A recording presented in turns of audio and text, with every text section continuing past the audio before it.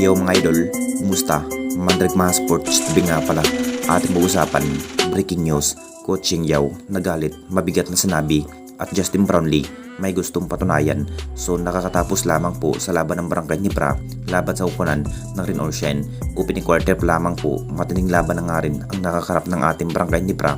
Kahit grabe papisikal nga ang ginawang laban ng Rin Ocean Last 2 Painters, talagang panalo na naman ang ating Barangay Ginebra sa Game 5. Isang panalo na nga lang po ang Jing Kings, talagang makakapasok na patungong finals. Hindi na rin nakasayaw pa ang nasabing import ng Rin Ocean na si Jalen Johnson. Kampante pa rin ang nasabing import nung unang laban pa lamang po na matalo ang Barangay Ginebra. Hindi pa rin kilala ni Jalen Johnson ang Jing Kings, pero kung titignan nating lahat mga idol, si Justin Brownlee at RJ Abarrientos lamang po ang bumabanat sa opensiba, kung saan nakakalamang nga ang Barangay Ginebra hanggang first up to fourth quarter. Sabik na rin ang lahat mga idol na makuha ang pangarap ng Jing Kings na makakapasok sa finals.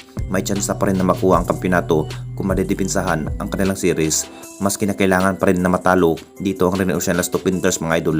Advantage pa rin ng ating Barangay Ginebra dito dahil lamang na lamang ng isang panalo, at may mabigat na sinabi na nga rin ang nasabing coach na si Coach Shingyo mga idol. Habang tumatagal na parang bias pa rin ang tawagan ng mga referee, sinisisi pa rin ang nasabing coach ang mga referee panay tawag nga sa defensive foul ng Rin Ocean, na para bang nagalit na nga rin ang nasabing coach dahil hindi pa rin nagustuhan ang tawagan sa mga referee tungkol sa upunan ng Rin Ocean Last 2 Painters. At dito na naman tayo sa isa pa nating balita, Justin Brownlee may gustong patunayan. Alam natin lahat mga idol, talagang isa pa rin ang nasabing best import na si Justin Brownlee. Maganda ang kanyang ilalaro sa upunan ng Barangay Ginebra. Nakapagtala pa rin ang nasabing best import na si Justin Brownlee na may 32 points, RJ Abarrientos na may 31 points. Masasabing hindi pa rin biro ang nagiging malahasil play sa ating best import na si Justin Brownlee. Talagang binuhat na naman ng ating Barangay Ginebra. Hindi pa rin umubra ang nagiging yabang ito si Jalen Johnson mga idol sa mid area, kung saan halimaw pa rin ang ginawang hasil play sa ating best import.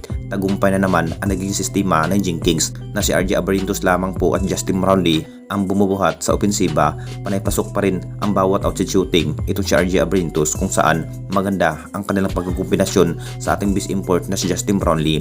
Kumpiyansa pa rin ang sabing import na si Justin Brownlee mga idol na matalo nga ang Rin Ocean Last 2 Painters sa Game 6. Isang panalo na nga lang po, masasabing pasok na rin ang Jing Kings patungong finals. Si Justin Brownlee at RJ Abarrientos lamang po ang naparabang gumawa ng panibagong career high sa upunan ng Jing Kings. Kung ganito lamang ang laro, talagang malaki pa rin ang tsansa na makuha ang kampyonato sa ating liga, PB Commissioner Cup. Masasabing gagawin pa rin sa ating best import ang lahat para madidipinsahan ang magiging lamang sa series. Matinding pagsubok pa rin ang makakarap ng ating Barangay Ginebra para maabot ang pangarap. Bukas na rin ang magaganap na Game 6. Kung sakaling manalo man dito ang Barangay Ginebra, opisyal na rin na makakapasok sa finals. Anong masasabi ninyo mga idol tungkol sa ating video?